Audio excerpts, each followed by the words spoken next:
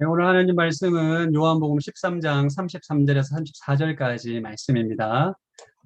우리 음소거에 잘 안 들리지만 같이 한번 합독하겠습니다. 시작. 내가 너에게 새 계명을 준다. 서로 사랑하라. 내가 너희를 사랑한 것 같이 너희도 서로 사랑하라. 너희가 서로 사랑하면 이로써 모든 사람들이 너희가 내 제자임을 알게 될 것이다. 아멘. 오늘은 사랑으로 구별되십시오라는 제목으로 여러분과 함께 총각예배 말씀을 함께 나누고자 합니다. 여러분 이 사람들이 누구인지 아십니까? 예, 아실 거예요. 유대인들입니다. 유대인들은 어느 곳에 가든지 어느 나라를 가든지 이렇게 구별됩니다. 외모도 그렇고 생활 방식에 있어서도 어떤 민족과는 다른 구별된 삶의 모양이 있습니다. 여호와 하나님을 섬깁니다. 남성은 태어나자마자 할례를 받아요. 음식도 아무거나 먹지 않습니다. 정한 동물이 있고 부정한 동물이 있어요. 부정한 동물을 돼지고기 먹지 않습니다. 문어라든지 오징어 같은 거 먹지 않아요. 생선도 비늘이 있는 생선만 먹습니다. 왜? 하나님의 율법 때문입니다. 하나님께서 모세를 통해 주신 율법의 계명에 준수하고자 그들의 삶은 아주 구별된 거룩한 삶을 추구하고자 철저히 노력하는 사람들이에요. 수많은 민족들이 모여 사는 미국에서도 유대인들은 쉽게 구별이 돼요. 자, 그러면 신약의 그리스도인들은 세상 가운데 어떻게 구별되어야 할까요? 그럼 우리 하나님 백성들, 너희는 세상 가운데 거룩하라고 명령하셨어요. 거룩하라는 것은 구별된 삶을 살라는 거죠. 구약의 유대인들은 율법을 통해서 그들의 삶의 방식이나 먹는 음식이라든지 모든 문화가 구별된 문화를 살아갈 수밖에 없는 존재들입니다.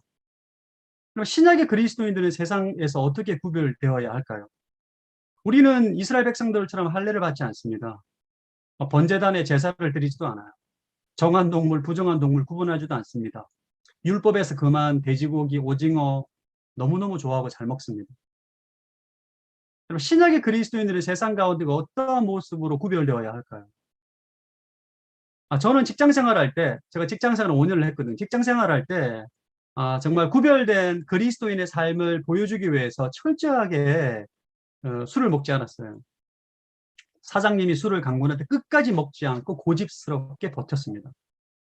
직원들이 참여하는 회식 자리에도 사실 좀 소극적으로 참여를 했었어요. 그래서 사실 외로울 때가 좀 많았습니다. 여러분 회사에서 구별된 그리스도인으로 삶을 살기 위해서 저처럼 음주를 철저히 멀리하는 것이 과연 맞는 것일까? 세상 가운데 그리스도인을 어떻게 구별된 삶을 살아야 하는가? 예수님께서 우리에게 정확하게 그 답을 제시해 줍니다. 다시 한번 요한복음 13장 34절 34절 읽어드리겠습니다. 내가 너에게 새 계명을 준다. 서로 사랑하라. 내가 너희를 사랑한 것 같이 너희도 사랑하라. 너희가 서로 사랑하면 이로써 모든 사람들이 너희가 내 제자임을 알게 될 것이다. 예수님께서는 우리에게 주신 계명이 한 가지, 새 계명, 서로 사랑하라. 예수님이 우리를 서로 사랑하는 것을 우리가 서로 사랑할 때 세상은 우리가 예수님의 제자임을 알게 될 것이다. 라고 말씀하고 있습니다. 그럼 예수님은 신약의 그리스도인들 가운데 우리가 세상에서 어떻게 구별되기를 원하시는가? 사랑으로 구별되라는 거예요. 사랑으로. 세상 속에서 사랑으로 구별되는 것이 바로 그리스도인이라는 것입니다. 여러분, 제가 직장 생활할 때 5년 직장 생활했거든요. 저는 사실 24살 때 예수님 만나고 불받아가지고 정말 세상 가운데 신실한 하나님의 사람으로 살고자 굉장히 많이 노력했어요. 술 먹지 않고 회식 자리도 피하고, 또 왜냐하면 그리스도인의 구별된 삶을 보여줘야 됐기 때문입니다. 또 제가 건설회사 다녔기 때문에 주일날 회사 일을 많이 했어요. 그리고 또 철저하게 아무리 바빠도 새벽에 예배드리고 주일 성수 빠지지 않고 그런 식으로 많이 노력했습니다. 근데 문제는 직장 동료를 사랑하지는 않았어요. 직장 동료를 시기하고 질투하고 판단하고 정죄할 때가 많았습니다. 때로는 공격적인 말로 아주 힘들게 할 때도 있었어요. 지금 돌아보면 저희 직장 동료들이 저를 볼 때 교회 열심히 다니고 뭔가 세상 문화에 휩쓸리지 않지만 아주 독선적으로 교만한 사람으로 인식했을 것 같아요. 지금 생각하면 굉장히 좀 부끄러운데 저는 그때 예수님께서 우리에게 주신 세 계명 서로 사랑함으로 세상 가운데 구별되게 살라는 이 진리를 잘 몰랐습니다. 목회자가 되고 목회를 할 때도 저는 그런 실수를 반복했습니다. 매일 새벽 예배 나가서 기도하고 설교하고 강의하고 전도하고 사역하면서 그러면 세상에 구별된 목회자라고 생각했어요. 형제 사랑의 중요성에 대해서 많이 간과했던 것 같습니다. 오늘 예수님은 세 계명을 통해서 사랑의 최고의 가치임을 우리에게 가르쳐 주십니다. 예수님 자신이 예수님의 3년의 공생의 삶을 한 단어로 표현하라면 사랑이에요. 얼만큼 사랑하셨느냐? 자신이 십자가에 달려 죽기까지 아주 구별되고 거룩한 삶을 사셨습니다. 이러한 삶을 우리 그리스도인들에게도 살면서 사랑으로 세상 가운데 구별되라는 거예요. 신앙의 본질은 열심이 아닙니다. 사랑인 거죠. 아무리 금욕적이고 열심히 종교 행위를 한다 하더라도 사랑이 없다면 여러분 이 사진 뭔지 알겠습니까? 미국의 아미시라는 공동체가 있습니다.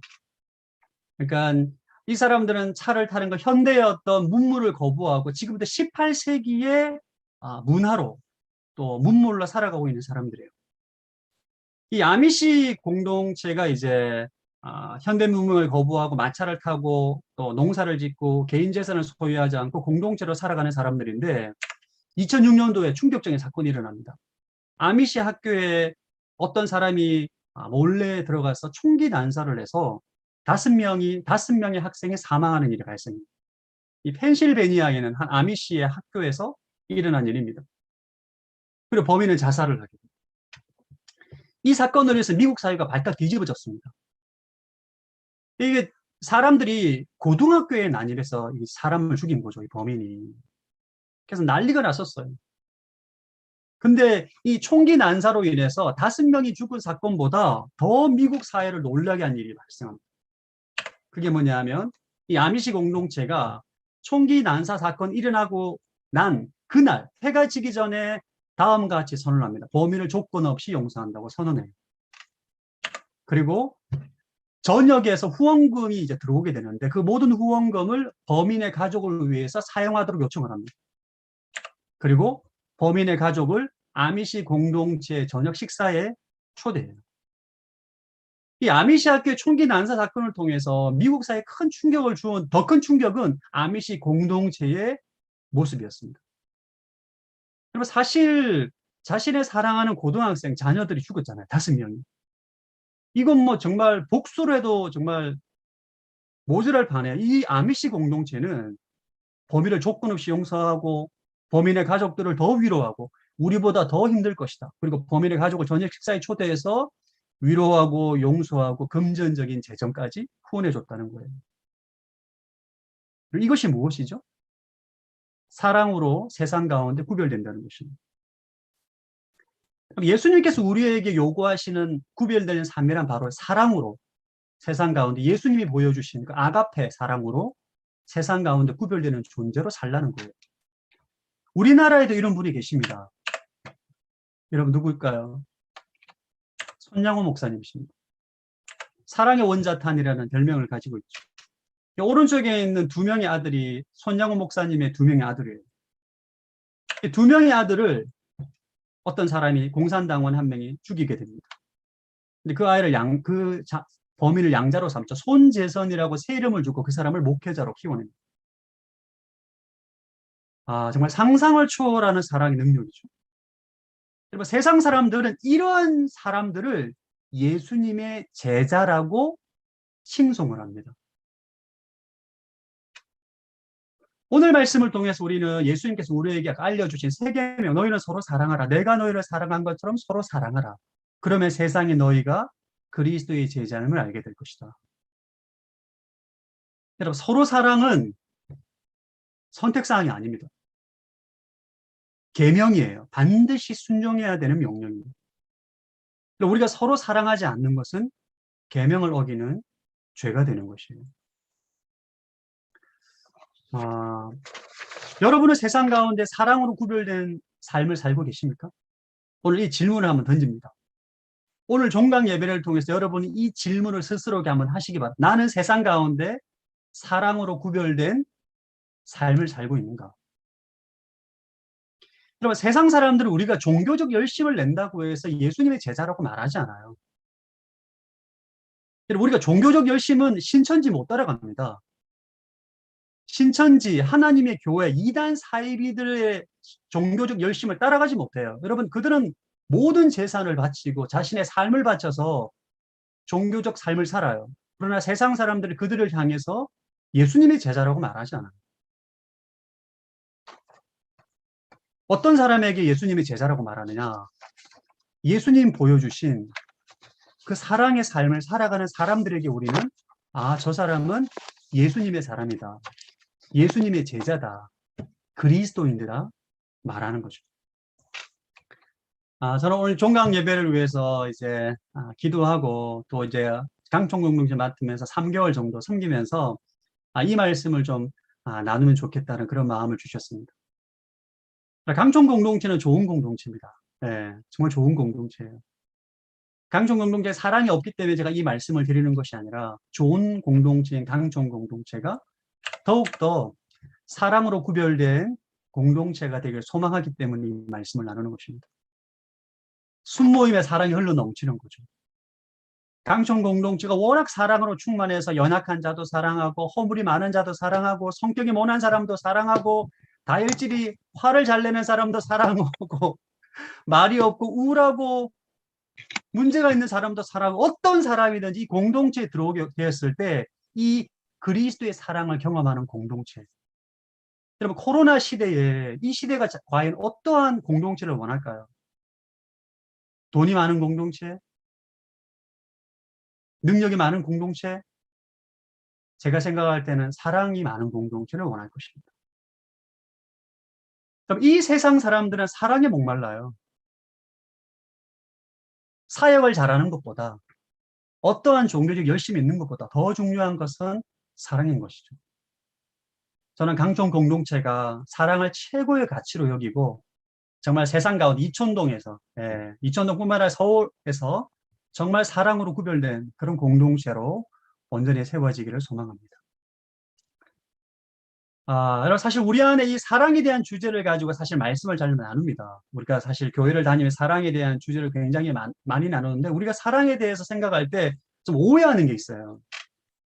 뭐냐면 사랑하면 손해라는 생각이 있습니다. 실제로 사랑은 더 많이 사랑하는 사람이 오래 참고 용서하고 기다리고 인내합니다. 그러니까 처음에는 사랑하고 용서하고 인내하는데 시간이 점점 흐르다 보면 내가 손해보는 것 같다는 생각이 들어요. 그러니까 부부관계를 한번 생각해 보십시오.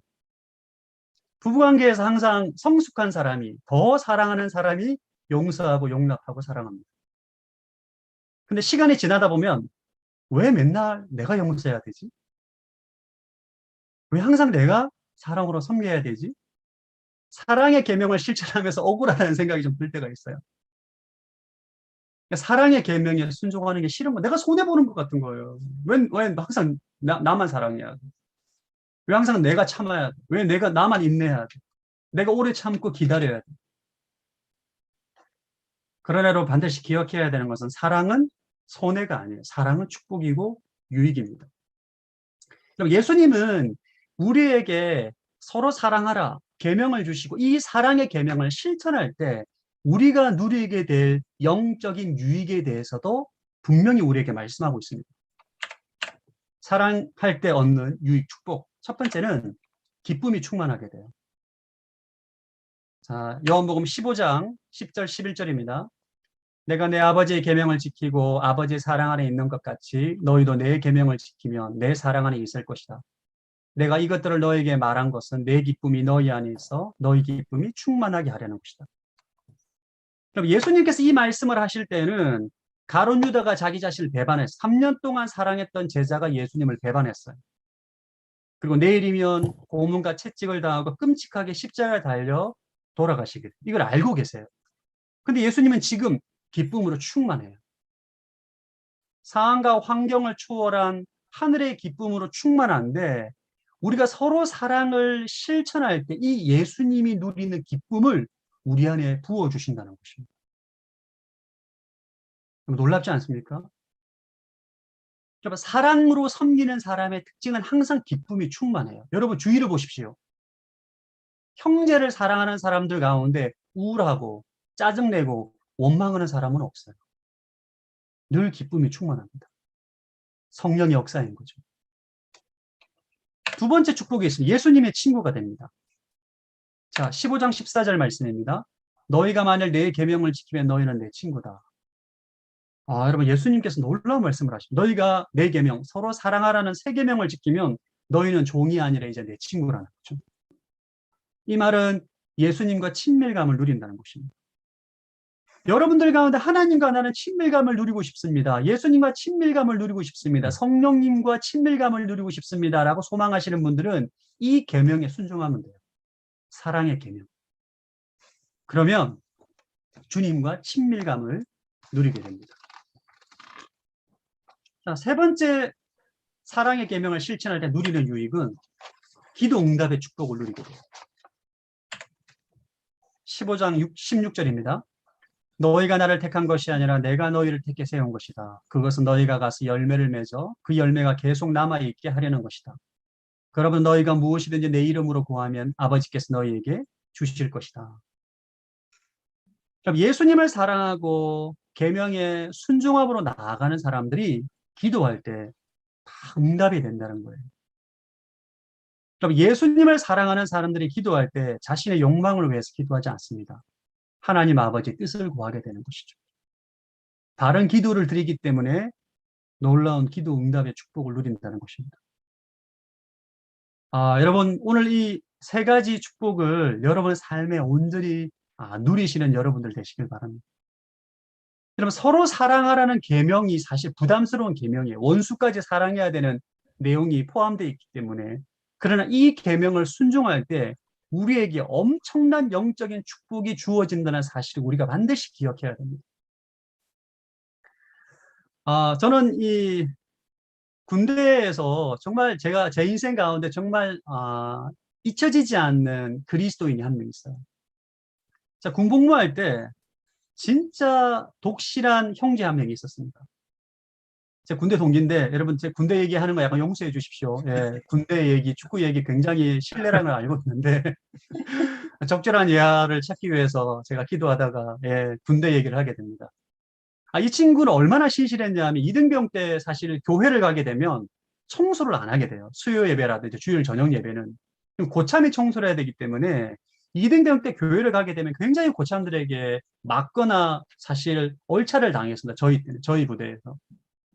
그래서 이 교회를 이등병 때, 짬밥이 없을 때 가는 거 굉장히 어려웠어요. 근데 이 친구는 그렇게 맞고 얼차를 당함에도 불구하고 매일 새벽 예배를 가요.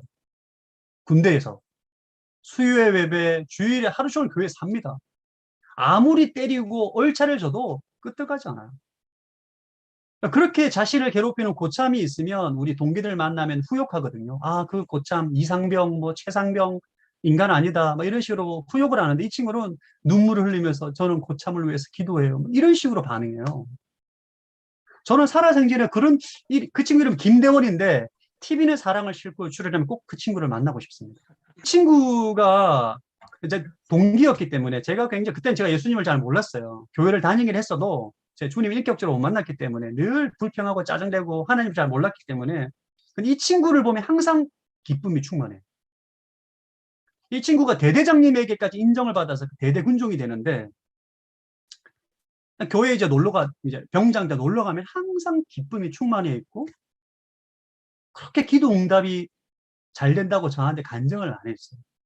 저는 그때 사실 그 친구가 왜 이렇게 기쁨이 많을까? 어떻게 이 친구는 이렇게 성령이 충만하고 어떻게 이렇게 힘든 군생활 가운데 감사하고 기쁘게 살까? 저는 그때 그 비밀을 몰랐습니다.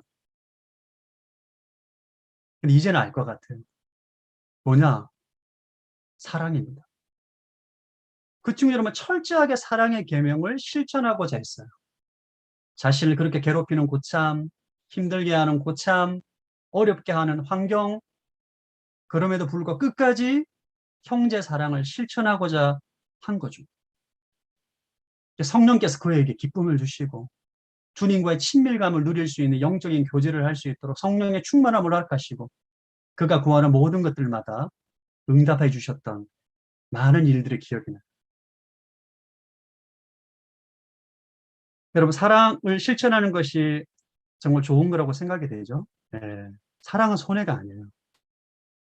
우리에게 엄청난 영적인 유익을 주는, 축복을 주는 영적인 비밀이 바로 사랑 안에 있는 것입니다. 오늘 제 설교를 들으면서 이렇게 생각하시는 분들이 계실 거예요. 아, 목사님, 사랑이 중요하고 축복을 받는 비결인 건 다 안다. 문제는 사랑을 실천하는 것이 힘들다라고 생각하는 분들이 계실 거예요. 사랑을 몰라서 안 하나, 힘들어서 안 하는 거죠. 그래서 성도들 가운데 사랑을 실천하는 것이 너무 힘들다. 고린도전 13장에 나오는 오래 참고 친절하고 시기하지 않고 성내지 않고 원한을 품지 않고 무리 행하지 않는 것 다 좋고 좋은 걸 아는데 이게 실천하는 게 쉽지 않다는 거죠. 맞습니다. 사랑하는 건 힘들어요. 제가 목회를 하다 보면 목회에 이제 여성도들이 많지 않습니까? 여성도들이 그런 말씀을 종종 하세요. 아, 목사님, 완악한 남편 때문에 도저히 힘들어서 못 살겠다. 예. 남편이 너무 완악한 거예요. 10년을 기도하고 20년을 기도하고 남편을 섬기고 사랑하고 존경해도 변하지 않는다는 거예요. 이제 그만두고 싶다, 포기하고 싶다. 또 그렇게 아내가 그렇게 고백하는 남성분도 계십니다. 힘들죠. 그렇게 사랑하고 예수님의 사랑으로 정말 그를 섬기고 사랑하는 배우자가 변하지 않을 때 정말 다 포기하고 싶습니다. 여러분, 목회자인 저도 목회를 하면서, 목회자가 목회를 하면서 상처를 받을 때가 있어요. 나를 공격하고, 모욕하고, 욕하고, 그런 성도들로 인해 상처를 받을 때 그 성도를 사랑하는 게 정말 힘듭니다. 사랑하는 게 정말 고통스러워요. 여러분, 질문 한 가지. 사랑하는 게 쉽습니까? 어렵습니까? 음소거 다 되지만 한번 이 모양으로라도 한번 해주세요. 쉽습니까? 어렵습니까? 어렵습니다. 제가 직장 생활을 5년 했거든요. 건설회사에서 5년 직장 생활 했거든요. 5년 직장 생활하고 오랜 7년 동안의 부르심의 또 고민 끝에 응답을 받고 신학교로 가서 목회를 하는데 직장 생활하고 목회를 비교해 보면 회사 일이 더 쉬워요. 왜냐하면 회사는 일만 하면 되는, 목회는 사랑을 하는 게 일이거든요. 목회의 정의는 성도를 사랑하는 것이 목회라고 저는 정의합니다. 일은 하면 되는데 사랑은 힘들어요. 사실 주님께서 우리에게 준 이 사랑의 계명, 서로 사랑하라는 계명은 다 아는데 실천하기가 너무너무 힘듭니다. 왜? 사랑하는 것이 힘들거든요. 나를 좋아해주고 나에게 호감 있는 사람을 사랑하는 건 그건 누구나 다 하죠. 나에게 상처를 주고 까칠하고 뭐 후욕하고 비난하는 사람을 사랑하는 거는 정말 힘듭니다. 여러분, 사랑하는 것이 왜 힘들까요? 왜 사랑하는 것이 힘들까? 내 힘으로 사랑하려고 하기 때문입니다. 우리의 힘과 능력으로는 형제를 사랑하는 것은 한계가 있어요. 예수님께서 보여주신 아가페 사랑은 우리의 능력으로는 불가능합니다. 이걸 빨리 인정해야 돼요. 여러분, 여러분의 능력으로 배우자를 온전히 사랑하는 거 불가능합니다. 우리의 힘으로 사랑할 수 있는 대상이 많지 않아요, 사실. 우리가 형제를 사랑하라는 이 서로 사랑하라는 계명을 우리가 지키기 위해서는 자기를 부인해야 돼. 내 생각, 내 감정, 자기를 부인하고 내 안에 계신 예수님께서 내 삶의 주인 되어 주셔서 내 삶을 통치하시고 내 마음을 다스리셔서 주님의 사랑으로 그를 사랑할 수 있도록 내 마음을 내어드릴 때, 성령의 인도하심에 따라 순종하고자 결단할 때 성령께서 우리 마음 가운데 사랑의 능력을 부어주시는 거죠. 그래서 이 사랑의 계명을 실천하기 위해서는 날마다 성령으로 우리의 마음을 새롭게 해야 돼요. 자, 로마서 12장 2절입니다. 여러분이 이 세대를 본받지 말고 오직 마음을 새롭게 함으로 변화를 받아 하나님의 선하시고 기뻐하시고 온전한 뜻이 무엇인지 분별하도록 하십시오. 우리의 마음은 가만히 놔두면 육신을 따라가게 돼요. 가만히 있으면 미움이 지배하고 분노가 지배하고 시기, 질투, 교만, 육신의 생각으로 우리의 마음을 강팍하게 합니다. 이런 강팍한 마음으로 형제 사랑을 실천하는 것이 불가능합니다. 마귀는 우리의 마음을 묶고 우리의 마음을 완악하게 하기 위해서 수단과 방법을 가리지 않습니다. 우리 날마다 자기를 부인하고 성령께서 우리의 마음을 새롭게 하도록 이 치열한 영적 전쟁터인 마음을 성령으로 기경해야 돼요. 제가 중국에서 이제 오기 전에 얼마 전에 어떤 집사님께서 한 성도에 대한 미움이 들어왔나 봐요. 얼마나 미워하는지 미움과 분노가 들어오니까 기도가 안 되고 예배가 안 되고 성령의 임재를 느낄 수 없다고 생각하니까 너무 고통스러워서 3일 금식을 했다고 하더라고요.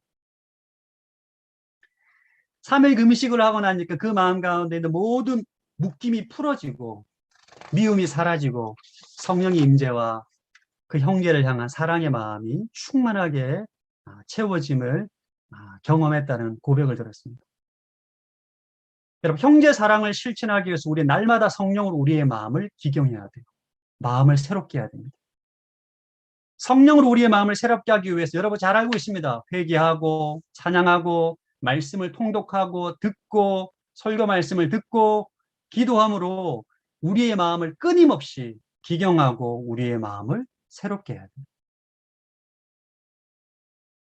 여러분 지금 마음 안에 누군가를 사랑하고 용서하는 것이 싫다. 누군가를 미워하는 생각으로 충만하다. 아유, 예수님께서 말씀하신 사랑하는 것은 순종하고 실천하는 것이 불가능하다. 이런 생각을 갖고 있다면 지금 여러분의 마음이 딱딱하게 굳어 있는 거예요. 영적인 관점으로 볼 때 악한 영이 여러분의 마음을 묶고 있는 것입니다. 저는 마음이 힘들잖아요. 마음이 묶이면 통성으로 방언 기도를 많이 합니다. 1시간, 2시간 내 마음의 분노가 사라질 때까지, 내 마음의 묶임이 사라질 때까지 통성으로 방언 기도하면 어느 순간 마음이 성령께서 새롭게 하시고 다시 한번 그 형제를 사랑하고자 하는 긍휼하게 바라보는 하나님의 마음이 내 마음 가운데 부어지는 것을 경험하게 됩니다. 사랑하는 성도 여러분, 굳은 마음을 방치하지 마십시오. 굳은 마음을 방치하면 마귀의 먹잇감이 되는 거예요. 마귀는 마음이 굳어 있는 사람, 그런 사람을 사용합니다. 성령님, 내 마음을 내어드립니다. 내 안에 있는 굳은 마음을 기경하여 주시고 내가 형제를 사랑하지 않은 죄를 회개할 때 성령님 우리의 마음을 만지시고 기경해서 그리스도의 사랑을 부어주셔서 형제 사랑을 실천할 수 있는 힘을 주십니다. 저는 지난 5년 동안 중국 청도 누리교회를 섬기면서 5년 사역을 통해서 배운 것을 한 단어로 표현하면 사랑이에요. 여러분, 저의 과거의 모습을 잘 몰라서 모르시겠지만 저는 사실 굉장히 완악한 사람이었습니다. 제 특징, 정죄. 제가 목회자로 사역을 하면서 얼마나 판단과 정죄를 많이 한지 몰라요. 저에게 있어 최고의 가치는 미션 완수였습니다. 목회를 하면서. 미션을 완수하는 것이 저에게 최고의 가치였기 때문에 미션을 완수하는 중에 관계가 부딪히고 갈등이 일어나고 형제를 사랑하지 않을 수도 있다라고 저는 생각했어요. 왜? 미션을 완수해야 되니까. 그러나 그것이 예수님의 계명에 맞지 않다는 것을 알게 됐어요. 우리가 미션을 완수하는 목적이 뭐죠? 우리가 복음을 전하는 목적이 뭐죠? 우리가 주를 위해서 헌신하는 목적이 뭐죠? 사랑하기 위해서입니다. 성부 하나님, 성자 예수님, 성령 하나님을 서로 지극히 사랑하는 온전한 하나인 것처럼 우리가 하나님과 온전히 사랑하고 형제와 형제를 사랑하는 그러한 관계, 그게 참된 구원인 거죠. 그 구원을 이루기 위해서 우리가 복음을 전하는 거잖아요. 교회를 개척하고 선교하고 구제하고 봉사하는 것은 다 우리의 목적이, 동기가 사랑이에요. 신앙의 성숙도는 열심이 아니라 사랑입니다. 제 아무리 열심을 가지고 있어도 사랑이 없다면 울리는 꽹과리에 불과합니다. 저는 청도 5년 사역하고 난 다음에 생각이 많은 변화를 가지게 됐습니다. 원래 저는 스타일이 공동체를 맞잖아요. 엄청난 사역 드라이브를 겁니다. 네, 엄청난 사역을, 일을 벌리는 사람이에요. 그래서 제가 맡은 공동체 성도들 많이 힘들어 하셨습니다. 지금은 그러지 않아요. 지금은 모든 목적이 사랑입니다. 사랑을 위해서라면 다 양보할 마음을 가지고 있습니다. 형제를 사랑하는 것에 어긋나는 것은 다 가지치기 합니다. 연약한 사람도 사랑해야 되고, 성격이 까칠한 사람도 사랑해야 되고, 안 좋은 사람도 사랑해야 되고, 왜? 그 주님의 계명이기 때문인 거죠. 그럼 주님께서 우리에게 요구하시는 것은 사랑의 열매, 우리에게 열매를 요구하신다. 어떤 열매를 원하시냐? 사랑의 열매를 원하십니다.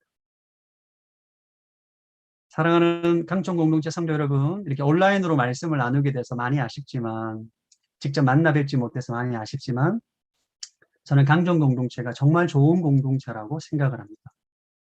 3개월 동안 만나고 경험하면서 정말 좋은 공동체라고 생각을 해요.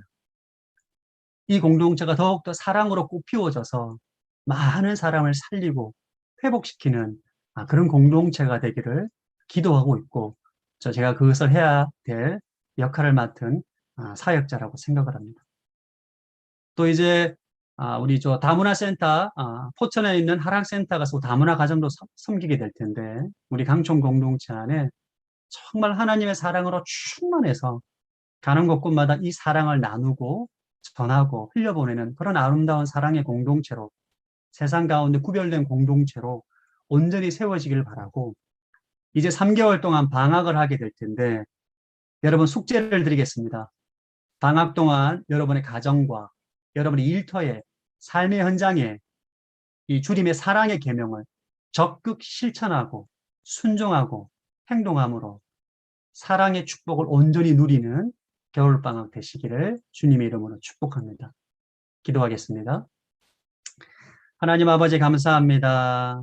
우리에게 주신 계명, 서로 사랑하라, 내가 너희를 사랑한 것처럼 서로 사랑하라 명령하셨는데, 하나님 서로 사랑하지 못했던 우리의 어리석음과 죄를 용서하여 주시고, 다시 한번 성령님께 사랑의 능력을 구합니다. 우리 마음 안에 하나님의 사랑으로 충만케 하여 주셔서 먼저 나의 가정에서, 교회에서, 일터에서, 삶의 현장 모든 곳에서 형제를 사랑하고 원수를 사랑하기까지 하는 하나님 그리스도의 사랑의 능력이 나타나는 복된 은혜가 있게 하여 주옵소서. 하나님, 우리 귀한 강촌 공동체를 허락하여 주셨는데 이 강촌 공동체가 더욱더 사랑으로 구별되어서 세상 가운데 사랑으로 구별된 공동체로, 사랑의 통로로 온전히 쓰임받는 은혜가 있게 하여 주옵소서. 감사드리며 주 예수 그리스도 이름으로 기도드립니다. 아멘.